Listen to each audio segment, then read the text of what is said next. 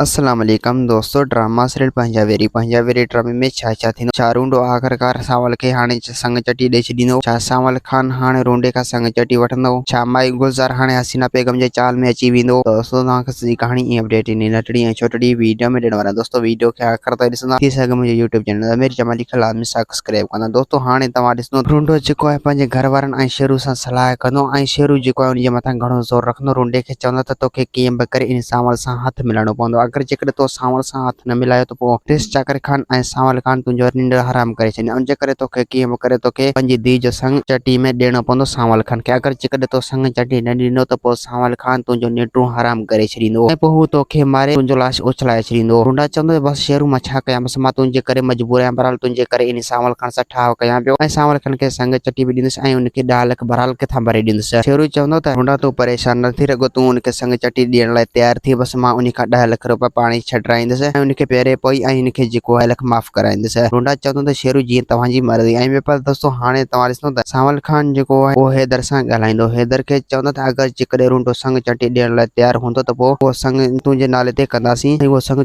तोखे वठी ॾींदुसि। हैदर चवंदो त सोट सावल जीअं तव्हांजी मर्ज़ी, बसि मां त तव्हांखे को बि जवाबु नथो ॾेई सघां। बहरहाल तव्हांजी जेका दिलि चवे तव्हां उहा करे सघो था। सावल चवंदो हैदर तूं परेशान न थी, 2 ॾींहंनि जे अंदरि जेको आहे रूंडो पंहिंजी धीउ जो संग ॾींदो ऐं उहो तोखे वठी ॾींदुसि ऐं पोइ 2 ॾींहंनि जे अंदरि तुंहिंजी शादी कराए ऐं तोखे धाम धूम सां परणाए ईंदुसि। हैदर चवंदो त सावल खान इहा तव्हांजी महिरबानी। ऐं ॿिए पासे दोस्तों हाणे तव्हां ॾिसो हसीना बेगम जेको आहे माई गुलज़ार जे मथां ज़ोर भरींदो। माई गुलज़ार खे चवंदो त तोखे कीअं बि करे मूंखे हितां आज़ादु कराइणो पवंदो। अगरि जेकॾहिं तो मूंखे आज़ादु न कराए त पोइ मां तोखे 1 करोड़ कीअं ॾींदुसि। माई गुलज़ार चवंदो त हसीना बेगम सभ खां पहिरीं मूंखे हिते पैसा घुरिजनि। अगरि जेकॾहिं मूंखे पैसा न मिलिया तो मूंसां धोखो कयो त पोइ मां तोखे आज़ादु कराइण वारो न आहियां ऐं तूं इहो मुंहिंजो आसरो लाहे छॾिजां, मां तोखे हितां आज़ादु कराईंदुसि। बहरहाल हसीना बेगम उनजे मथां ज़ोर रखंदो ऐं हू हसीना बेगम खे आज़ादु कराए वठंदो। दोस्तों उम्मीद है कहाणी आई खे पसंदि असांखे ॾींदा इजाज़त। वरी तव्हां सां मिलंदासीं कि नई वीडियो में। ख़ुदा हाफ़िज़।